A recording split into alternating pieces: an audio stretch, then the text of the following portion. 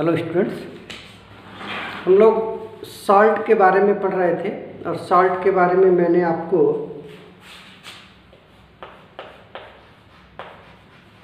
Normal salt,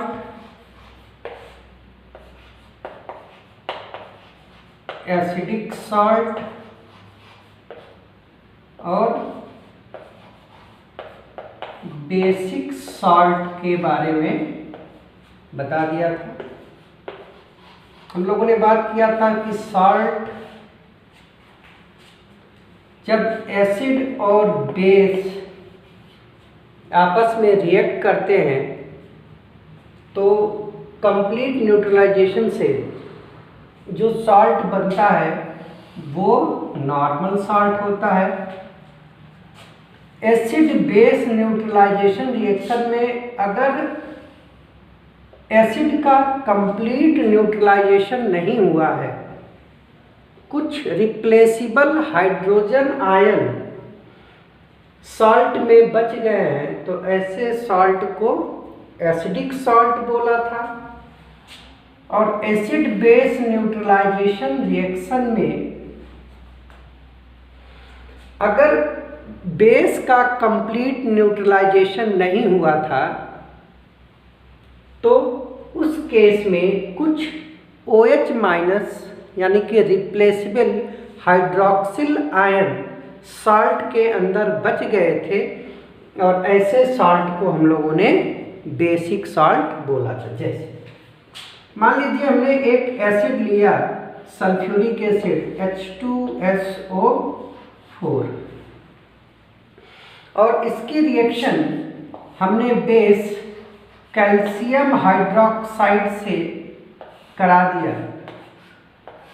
अब इस acid base neutralisation reaction में एसिड का 100% न्यूट्रलाइजेशन हो जाए और बेस का भी 100% न्यूट्रलाइजेशन हो जाए, यानी कि एसिड में जितने रिप्लेसिबल हाइड्रोजन हैं, जिसको हम लोग बेसिसिटी बोलते थे 2, और बेस में जितने रिप्लेसिबल हाइड्रोजन हैं, जिसको हम लोग बेस की एसिसिटी बोलते थे 2, ये दोनों के दोनों एक दूसरे से कंबाइन करके 2 मॉलिक्यूल वाटर के बना लेते हैं, तो जो सॉल्ट बनता है वो सॉल्ट कहलाता है नॉर्मल सॉल्ट। और उस सॉल्ट में ना तो हाइड्रोजन आयन होगा ना ही हाइड्रोक्सिल आयन होगा और सॉल्ट होगा CaSO4, कैल्शियम सल्फेट। तो इस तरह से जो सॉल्ट बना वो कहलाएगा नॉर्मल सॉल्ट। अब सपोज करो बेटा कि जितने रिप्लेसिबल हाइड्रोजन थे उनमें से सब नहीं न्यूट्रलाइज हुए, एक या एक से ज़्यादा बच गए। जैसे हम यहाँ पे एक को बचा दें, तो ये क्या बनेगा, एक यहाँ पे रह जाएगा, तो ये होगा Ca और HSO4 और ये माइनस होगा, बैलेंस इसके ऊपर प्लस का 2 चार्ज होता है, तो यहाँ पे 2 कर देंगे और एक वाटर मॉलिक्यूल निकल जाएगा। तो ऐसा सॉल्ट जिसके अंदर एक रिप्लेसिबल हाइड्रोजन बचा हुआ है, उस सॉल्ट को बोलेंगे एसिडिक सॉल्ट। ये था नॉर्मल सॉल्ट। ठीक है, फिर तीसरी संभावना क्या है कि एसिड बेस न्यूट्रलाइजेशन रिएक्शन में जो बेस है, बेस का सारा हाइड्रोक्सिल आयन रिप्लेस नहीं होता है। हाइड्रोजन H+ से रिएक्शन, एसिड के H+ से रिएक्शन करके वाटर नहीं बनाता है, कुछ बच जाता है, तो जो बेस बनता है, जैसे मान लीजिए यहाँ पे Ca है, 2 इसके साथ हैं, तो एक तो चला गया, एक बचा हुआ है, तो अभी इसके ऊपर एक पॉजिटिव चार्ज होगा और फिर आपको सल्फेट ले आना है, तो ये हो जाएगा SO4। सल्फेट के ऊपर 2 चार्ज होते हैं, तो इस पूरे पे हमको 2 लगाना पड़ेगा। तो ये जो साल्ट बनेगा ये कहलाएगा बेसिक सॉल्ट। तो नॉर्मल सॉल्ट कब बनेगा? जब एसिड और बेस एक दूसरे को कंप्लीटली न्यूट्रलाइज कर देंगे। एसिडिक सॉल्ट कब बनेगा? जब एसिड का कंप्लीट न्यूट्रलाइजेशन नहीं होगा और सॉल्ट के अंदर हाइड्रोजन, रिप्लेसिबल, ध्यान रखना, रिप्लेसिबल हाइड्रोजन, हाइड्रोजन नहीं, रिप्लेसिबल हाइड्रोजन बच जाएगा। और बेसिक सॉल्ट कब बनेगा? जब सॉल्ट के अंदर रिप्लेसिबल हाइड्रोक्सिल आयन बचा रह जाएगा। तो ये तीनों बात हम लोग सॉल्ट के बारे में कर चुके थे।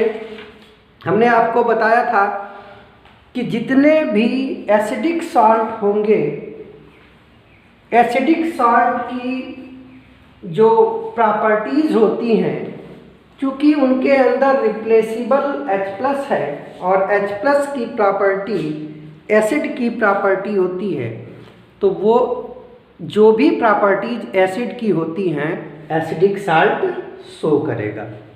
सिमिलरली बेस के अंदर हाइड्रोक्सिल आयन है और हाइड्रोक्सिल आयन की वजह से बेसिक प्रॉपर्टी होती है सब्सटेंस की, तो जो भी बेसिक सॉल्ट होंगे वो सारी की सारी प्रॉपर्टीज बेस की शो करेंगे। अब इसके बाद नेक्स्ट सॉल्ट जो हमारा है, 4th क्लासिफिकेशन है जो सॉल्ट का, वो है मिक्स्ड सॉल्ट। 4th है मिक्स्ड सॉल्ट।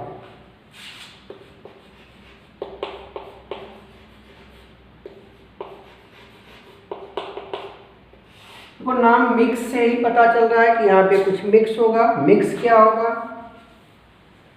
अभी आपने देखा कि सॉल्ट में 2 पार्ट होते हैं, एक कोई केटायन होता है और एक कोई एनायन होता है।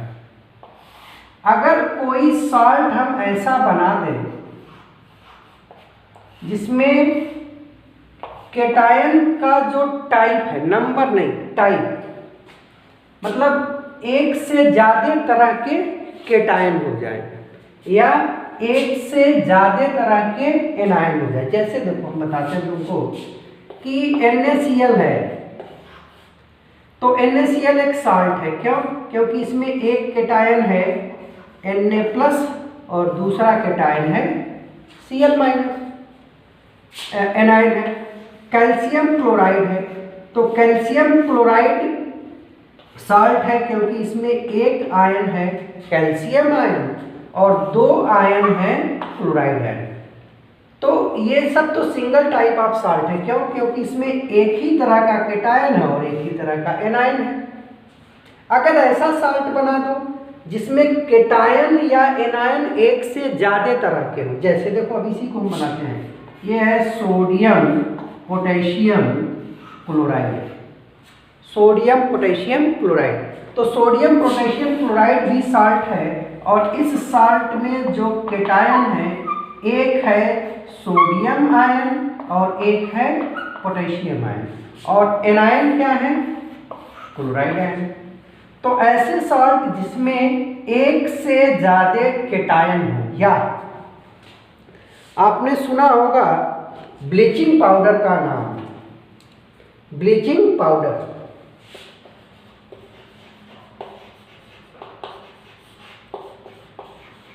किसी को पता है बेटा कि ब्लीचिंग पाउडर का फार्मूला क्या होता है? क्या होता है ब्लीचिंग पाउडर का फार्मूला? CaOCl2। ब्लीचिंग पाउडर का फार्मूला CaOCl2 होता है और इस ब्लीचिंग पाउडर में केटायन तो एक होता है कैल्शियम, लेकिन एनायन 2 हो जाते हैं। एक होता है O-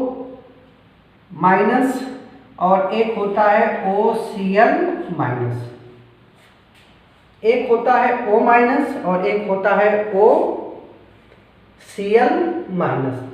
तो ऐसे सॉल्ट जिसमें या तो एक से अधिक केटायन हो या एक से अधिक एनायन हो, ऐसे सॉल्ट को, नंबर नहीं बेटा, टाइप, कंफ्यूज मत होना। मैं ये नहीं कह रहा हूं कि केटायन और एनायन का नंबर एक से ज़्यादा होगा। देखो यहाँ तो एनायन का नंबर एक से ज़्यादा है, दो दो एनायन है, लेकिन ये दोनों एनायन एक जैसे हैं।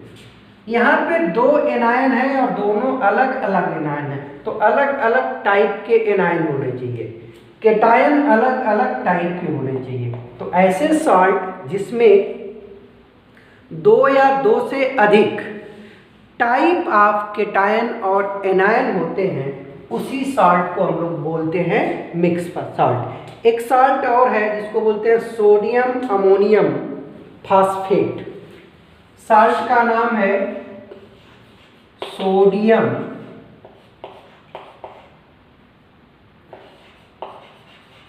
Ammonium phosphate.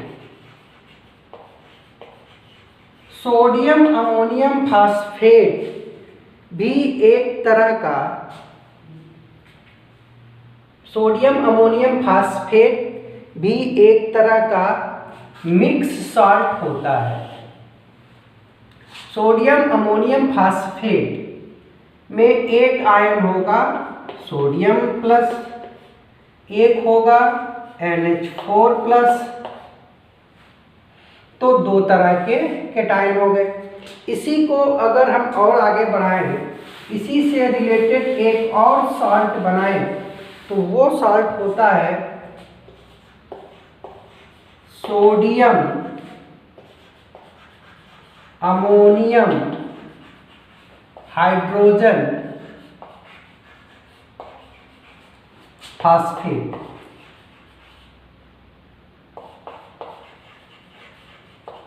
सोडियम मतलब cation Na+, ammonium cation NH4+, और हाइड्रोजन H+, फास्फेट PO4-। तो ये भी एक सॉल्ट है, और इस सॉल्ट में एक से ज़्यादा टाइप ऑफ केटायन है, तो ये सॉल्ट कहलाएगा मिक्स सॉल्ट। ठीक है बेटा। तो मिक्स सॉल्ट सिंपली क्या हो गया, ऐसा सॉल्ट जिसमें टाइप ऑफ केटायन या एनायन दो या दो से ज़्यादा होंगे। एक ही सॉल्ट के अंदर दो तरह के केटायन होंगे या दो तरह के एनायन होंगे, और ऐसे सॉल्ट को हम लोग बोलेंगे mix salt. Sodium ammonium phosphate hydrogen phosphate का फार्मूला क्या बनेगा बेटा, NaNH4HPO4। ये फार्मूला है सोडियम अमोनियम हाइड्रोजन फास्फेट का। ठीक है। तो ये कुछ कॉमन मिक्स सॉल्ट है। सोडियम अमोनियम हाइड्रोजन फास्फेट का एक और नाम होता है, इसी को बोलते हैं माइक्रोकॉस्मिक सॉल्ट। याद रखना, माइक्रोकॉस्मिक सॉल्ट, ये सॉल्ट का नाम है। अगर आपसे कोई पूछे कि माइक्रोकॉस्मिक सॉल्ट क्या होता है, तो आप बोल देना उससे कि सोडियम अमोनियम हाइड्रोजन फास्फेट। पूछे ये किस तरह का सॉल्ट है, तो बोलना मिक्स सॉल्ट है। फार्मूला क्या है, sodium Na, ammonium NH4, hydrogen H, phosphate PO4। तो ये हो गया मिक्स सॉल्ट। अब डिफिनीशन क्या होगी मिक्स सॉल्ट की, आप क्या लिखेंगे? अगर कोई आपसे पूछे कि चलो ये सब तो ठीक है एक से ज़्यादा, लेकिन क्या बोलेंगे? तो बोलेंगे salt which contains more than one, एक से ज्यादा, more than one cation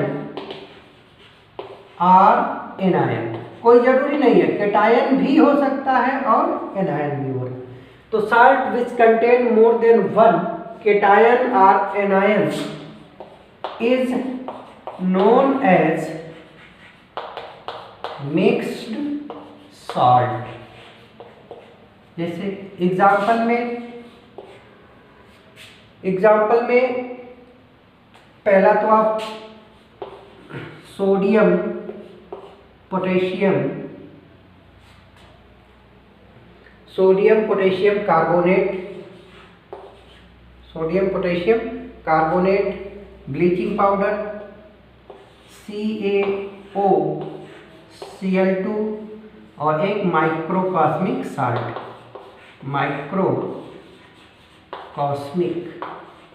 salt. तो ये 3 एग्जाम्पल आप जरूर से याद रखेंगे। ब्लीचिंग पाउडर, इसमें कौन कौन से हैं? एक है पोटेशियम आयन और सोडियम, तो एक से ज़्यादा कैटायन हो गए। इसमें एक से ज़्यादा एनायन है, एक है O- और एक है OCl-। इसके अंदर जो कैटायन होंगे, एक तो होगा सोडियम, एक होगा अमोनियम आयन और एक होगा हाइड्रोजन आयन। ठीक है, फार्मूला आपको बता ही दिया है।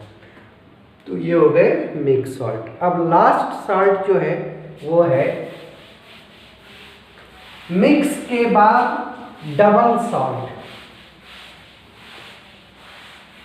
अगला टाइप ऑफ सॉल्ट है जिसको हम लोग बोलेंगे डबल सॉल्ट।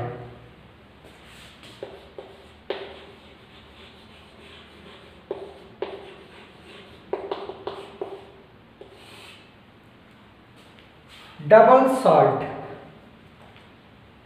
किसको बोलेंगे बेटा? डबल सॉल्ट या कैसे बनेगा? When 2 or more normal salt, जब 2 या 2 से अधिक नॉर्मल सॉल्ट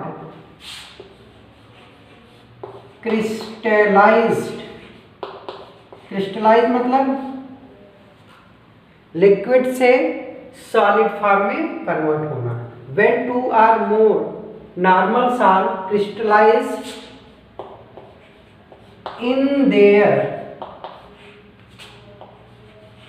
इक्विमोलर, अब ये क्या होता है? इक्विमोलर रेशियो, देन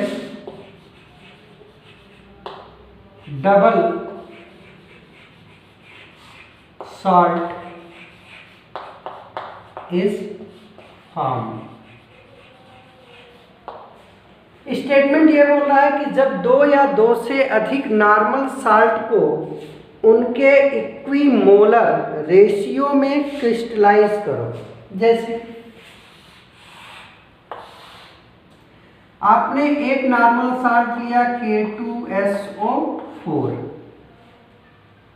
दूसरा साल्ट लिया Al2SO4 का होल थ्राइस, और इन दोनों का एक्वा सॉल्यूशन बना दिया।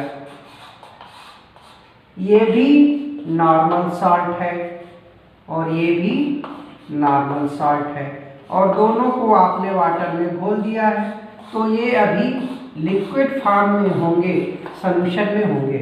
और अगर इनका हम क्रिस्टलाइजेशन करा दें,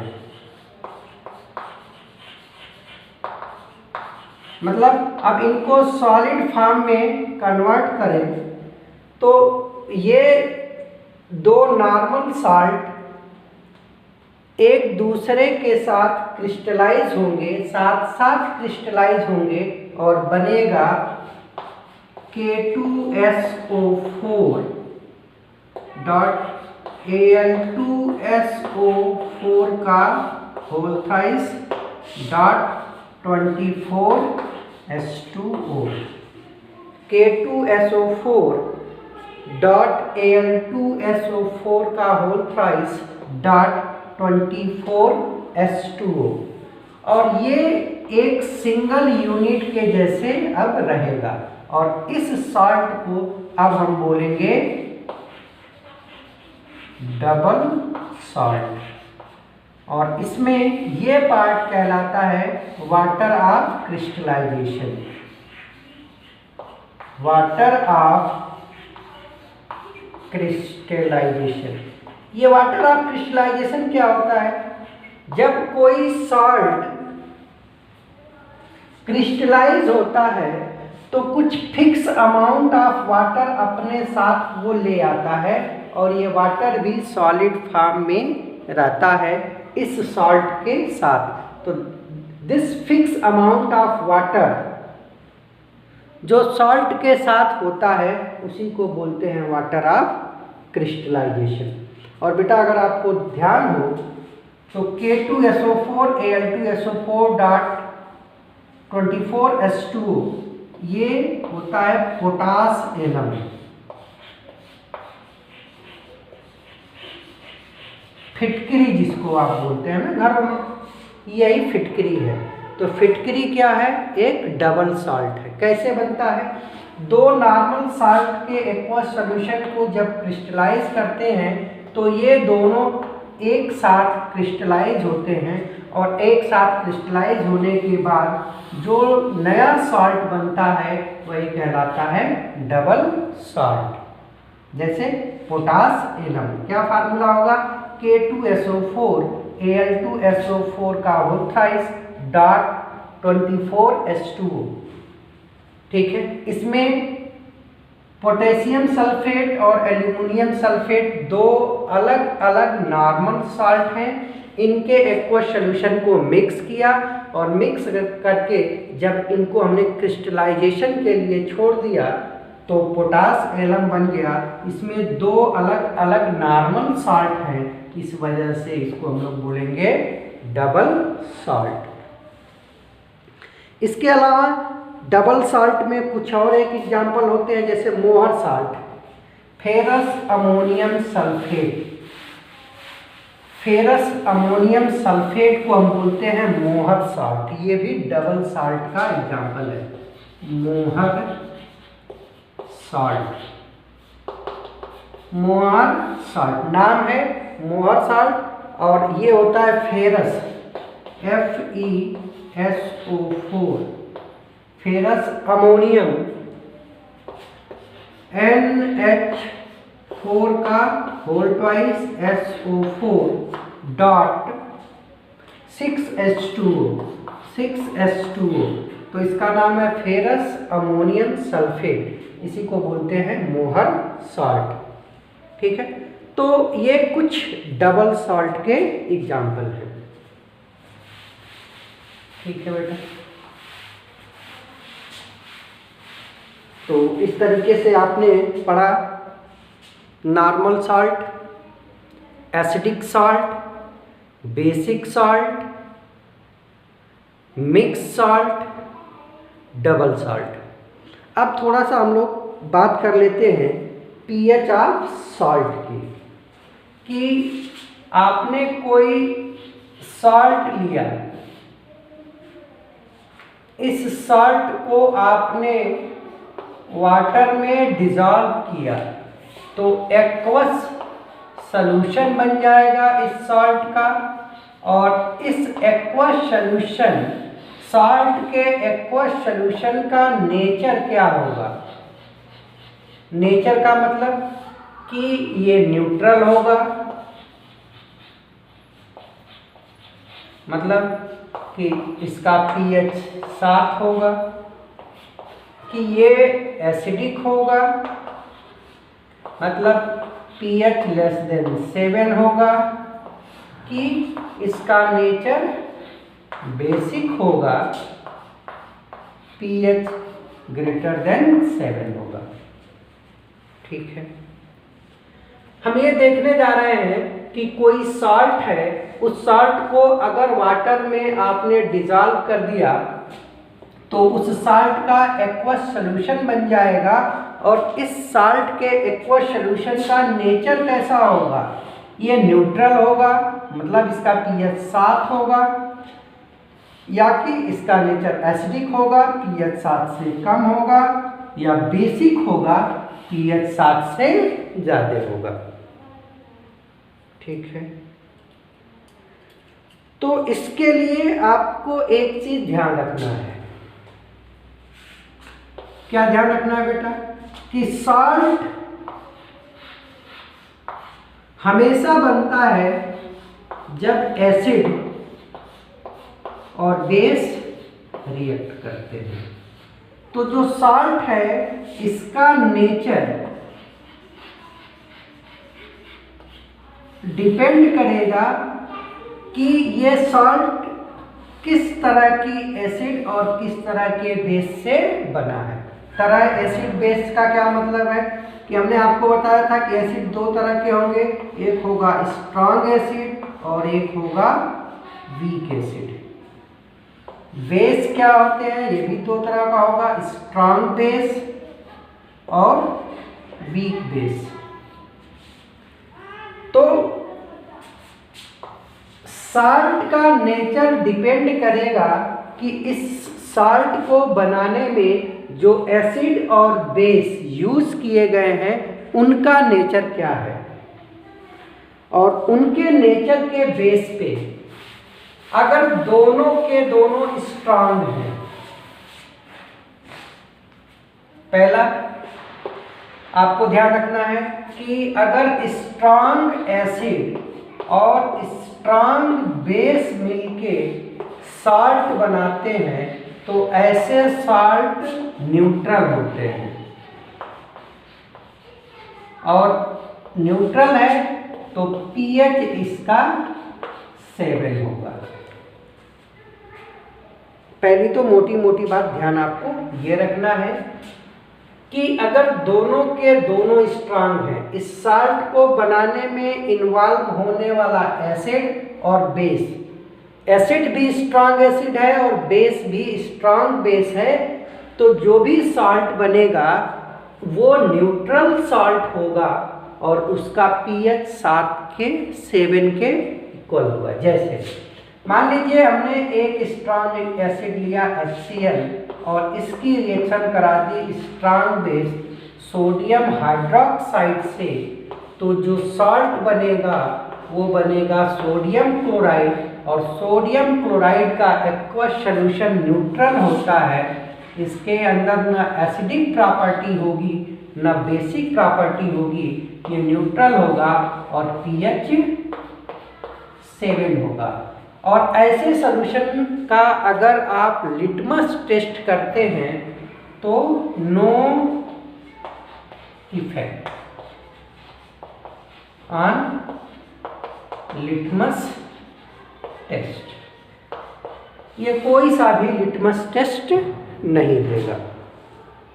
ठीक है, तो एक तो मेन बात आपको ये ध्यान रखना है कि आपने जो साल्ट का नेचर देखने जा रहे हो, अगर वो साल्ट स्ट्रांग एसिड और स्ट्रांग बेस से बना है तो साल्ट न्यूट्रल होगा, पीएच 7 होगा और लिटमस टेस्ट पे कोई इफेक्ट नहीं होगा, कोई भी लिटमस टेस्ट नहीं देगा।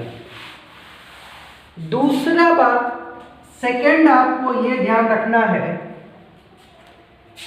कि अगर इन दोनों में से कोई एक वीक है और कोई स्ट्रांग है, कोई एक वीक है और कोई एक स्ट्रांग है, तो जो स्ट्रांग होगा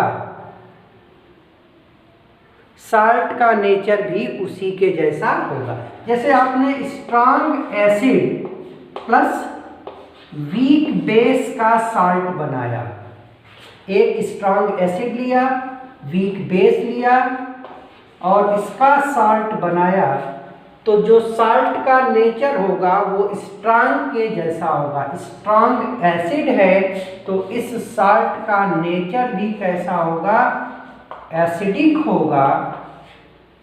एसिडिक है तो सॉल्यूशन का पीएच लेस देन 7 होगा, और लिटमस टेस्ट करोगे तो ये ब्लू लिटमस को रेड लिटमस में चेंज कर देगा।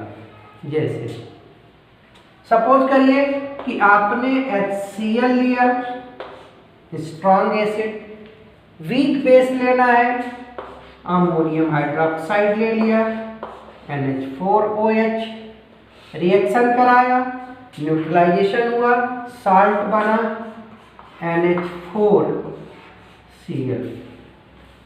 ठीक है, तो NH4Cl को बनाने में स्ट्रॉन्ग एसिड HCl का यूज हुआ है।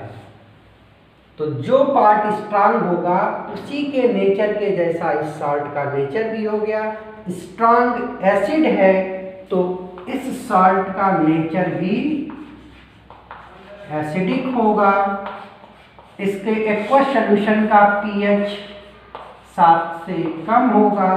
और अगर इस सॉल्यूशन में आप ब्लू लिटमस पेपर डालते हो तो वो रेड लिटमस पेपर में कन्वर्ट हो जाएगा।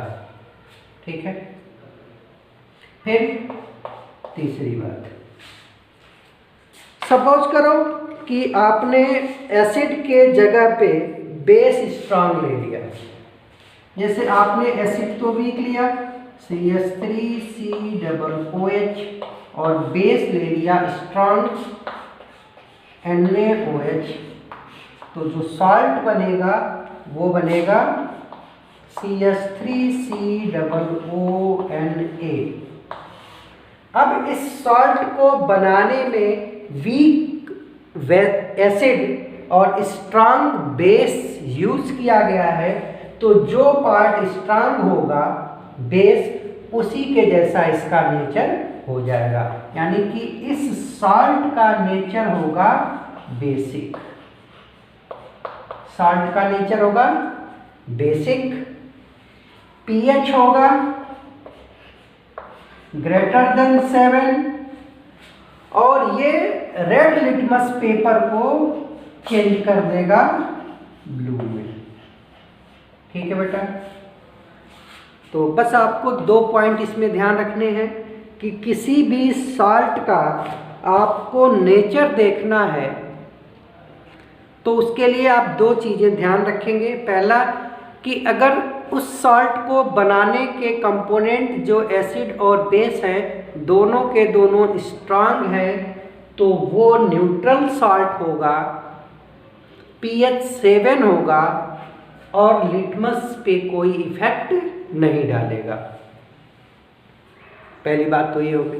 दूसरी बात क्या है? दूसरी बात ये है कि साल्ट बनाने में जो पार्ट स्ट्रांग होगा, अगर एसिड स्ट्रांग है तो साल्ट एसिडिक प्रॉपर्टी शो करेगा, pH 7 से कम हो जाएगा और ब्लू लिटमस को रेड लिटमस में चेंज कर देगा। बट अगर बेस स्ट्रांग है तो स्ट्रांग बेस और वीक एसिड से जो सॉल्ट बनेगा उसका नेचर बेसिक होगा। ऐसे सॉल्ट का aqueous solution basic nature show करेगा, pH 7 से ज़्यादा होगा और अगर लिटमस टेस्ट करोगे तो रेड लिटमस टेस्ट पेपर को वो ब्लू कलर में चेंज कर देगा। ठीक है बेटा, तो इन फैक्ट्स पे बेस हम आपको कुछ एक साल्ट का नेचर, उनका pH, बनने वाले कंपोनेंट्स के बारे में बात करते हैं। जैसे मान लो हमने यहाँ लिखा सॉल्ट, कोई सॉल्ट का नाम लिखेंगे। सॉल्ट के बाद हम लिखेंगे कि उसमें कौन सा एसिड और उस एसिड का नेचर कैसा है, स्ट्रॉन्ग है कि वीक है। दूसरा लिखेंगे बेस एंड नेचर, उसका नेचर क्या है। साल्ट, साल्ट को बनाने वाले एसिड, एसिड का नेचर मतलब स्ट्रॉन्ग की वीक। बेस, साल्ट को बनाने वाले बेस। फिर साल्ट का pH, पीएच में हम एग्जैक्ट पीएच नहीं बताएंगे, सिर्फ ये बताएंगे 7 होगा, 7 से कम होगा कि 7 से ज़्यादा होगा। और लिटमस टेस्ट, इसका लिटमस टेस्ट कैसा होगा, ब्लू को रेड, रेड को ब्लू क्या करेगा। पहला सॉल्ट हमने लिया सोडियम क्लोराइड NaCl।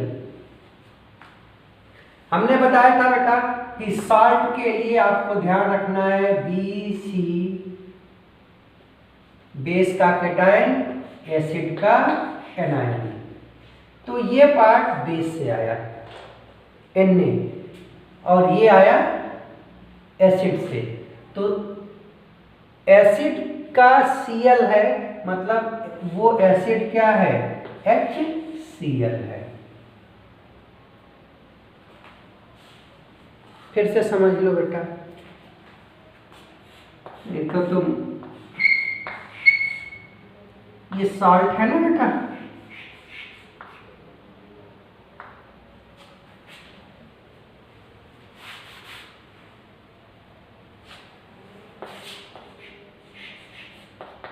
सॉल्ट में एक होता है कैटायन और एक होता है anion.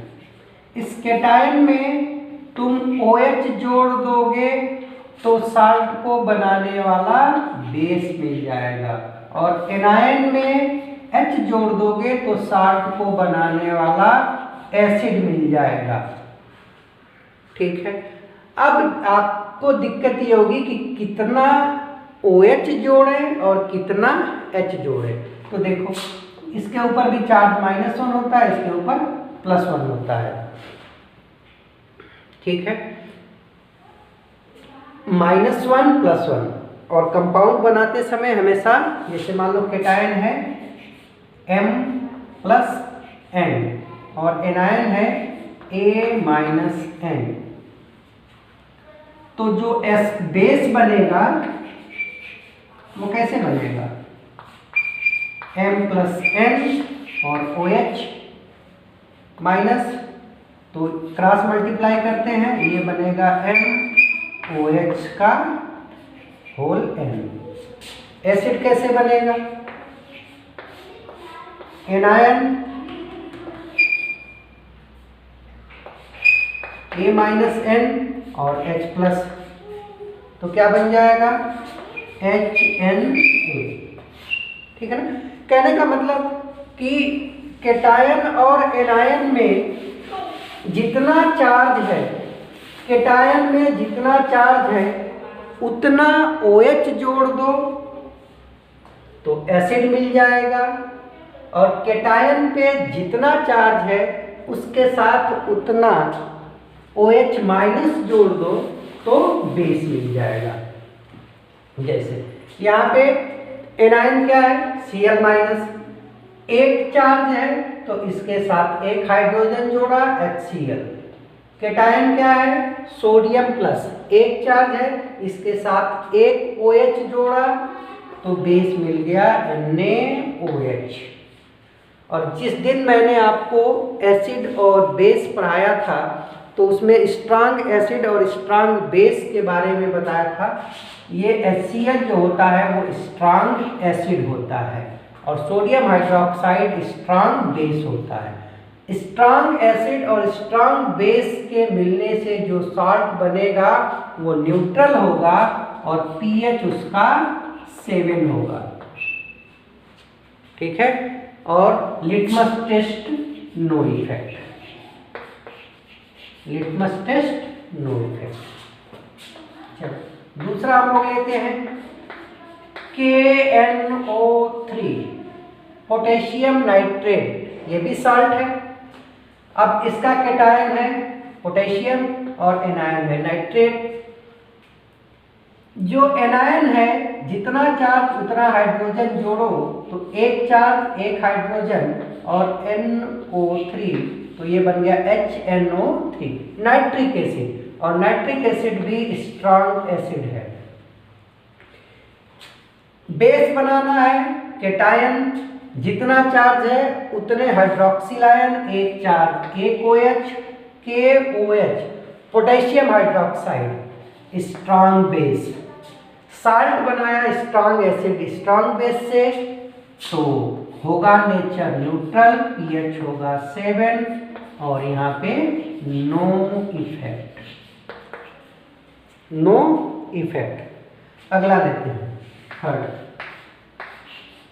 Aluminium chloride. Aluminium 13 group का एलिमेंट है, तो 3 चार्ज होंगे, क्लोरीन पे 1 होता है। एनायन पे जितना चार्ज है उतना हाइड्रोजन और एनायन आ गया एसिड और HCl स्ट्रॉन्ग एसिड। केटायन पे जितना चार्ज है उतने hydroxyl 3 base.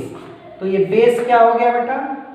Aluminium hydroxide weak base होता है, वीक बेस होता है। तो एल्युमिनियम क्लोराइड बनाने में आपने जो एसिड यूज किया है वो स्ट्रांग है और जो बेस यूज किया है वो वीक है। तो इसका नेचर जो पार्ट स्ट्रांग होता है उसके जैसा होता है। तो इस साल्ट का नेचर एसिडिक होगा और पीएच लेस देन 7 होगा। और अगर लिटमस टेस्ट करोगे तो ये ब्लू लिटमस पेपर को रेड में चेंज कर देगा। ठीक है। 4 ऐसे ही आप सैकड़ों लिख सकते हो। कॉपर सल्फेट CuSO4, इसके ऊपर भी 2 पॉजिटिव चार्ज और यहाँ पे भी 2 निगेटिव चार्ज। एनायन पे जितने निगेटिव चार्ज उतना हाइड्रोजन, साथ में जोड़ दिया एनायन, बन गया एसिड। और सल्फ्यूरिक एसिड स्ट्रॉन्ग एसिड है। केटायन पे जितने चार्ज उतना लिया हाइड्रोक्सिल आयन, बन गया बेस। और क्यूप्रिक हाइड्रोक्साइड ये वीक बेस होता है। तो इस साल्ट को बनाने में यूज होने वाला एसिड स्ट्रांग है और बेस जो है वो वीक है। स्ट्रांग का नेचर आता है साल्ट के अंदर, स्ट्रांग पार्ट एसिडिक है तो साल्ट भी एसिडिक होगा और पीएच होगा लेस देन 7। और लिटमस पेपर टेस्ट में ये ब्लू लिटमस को चेंज कर देगा रेड में। 5th, ऐसे आप चाहे जितना लिख लो। अगला लिखो ZnSO4। ZnSO4 में बेटा एसिड बनेगा H2SO4 जो कि स्ट्रॉन्ग एसिड है। बेस बनेगा ZnOH का होल ट्वाइस जो कि वीक बेस है। तो पीएच हो जाएगा लेस देन 7 और ब्लू को चेंज करेगा रेड में। ठीक है। अगला ले लो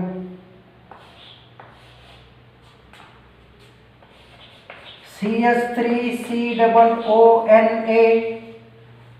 एनायन जितना चार्ज उतना उसके साथ H+ जोड़ दो तो एसिड आ जाएगा CH3COOH, एसिटिक एसिड। और एसिटिक एसिड वीक एसिड है। केटायन के ऊपर जितना चार्ज है उतना OH जोड़ दो, सोडियम हाइड्रोक्साइड, स्ट्रॉन्ग बेस। अब इस साल्ट को बनाने में एसिड वीक है और बेस स्ट्रॉन्ग है। तो जो स्ट्रॉन्ग होगा उसी के जैसा बेस साल्ट भी होगा। स्ट्रॉन्ग बेस है तो साल्ट का नेचर भी बेसिक होगा और पीएच ग्रेटर देन 7 होगा। रेड लिटमस पेपर को ब्लू लिटमस पेपर में चेंज कर देगा। ठीक है बेटा। तो इस तरह से आप किसी भी साल्ट का नेचर आप बता सकते हो। हाँ, एक साल्ट है उसका नेचर आप नहीं बता सकते आपने कहा था कि दोनों स्ट्रांग है, strong acid plus strong base, तो ये न्यूट्रल होगा। और दूसरी बात कही थी कि जिसका पार्ट अगर स्ट्रांग एसिड है और वीक बेस है तो ये एसिडिक होगा। तीसरा इसी से निकल के आया कि वीक एसिड है और स्ट्रांग बेस है तो बेसिक होगा। और चौथी बात जो हमने आपको नहीं बताई और अब भी नहीं बताएंगे, बस आप समझ लो कि अगर दोनों के दोनों वीक हैं, स्ट्रांग एसिड और स्ट्रांग बेस हैं, तो अब आप इसका नेचर इतना आसानी से नहीं बता सकते। वो बताने के लिए आपको क्लास 11th में पढ़ना पड़ेगा। ठीक है, तो आप इसका नेचर अभी नहीं बता सकते, इन तीनों का नेचर अभी आप बता सकते हैं। इसके लिए आपको कैलकुलेशन करना पड़ता है, पीएच निकालना पड़ेगा, ऐसे आप इसको नहीं बता सकते। ठीक है, बाकी इसको तो आप बता सकते हो। ठीक है, चलो इसके बाद जो नेक्स्ट टॉपिक हम लोगों का है वो है, जैसे हमने एसिड पढ़ा था तो एसिड में एसिड क्या होता है ये पढ़ा था, फिर उसकी फिजिकल प्रॉपर्टी पढ़ी थी, फिर उसकी केमिकल प्रॉपर्टी पढ़ी थी। बेस में बेस की डिफिनीशन पढ़ी थी, फिर टाइप पढ़ा था, फिर फिजिकल प्रॉपर्टी पढ़ी थी, फिर केमिकल प्रॉपर्टी पढ़ी थी और फिर उसके बाद कुछ कॉमन टाइप के बेस पढ़े थे। तो शॉर्ट में भी हमने लगभग हर चीज पढ़ लिया। अब हमको पढ़ना है सम कॉमन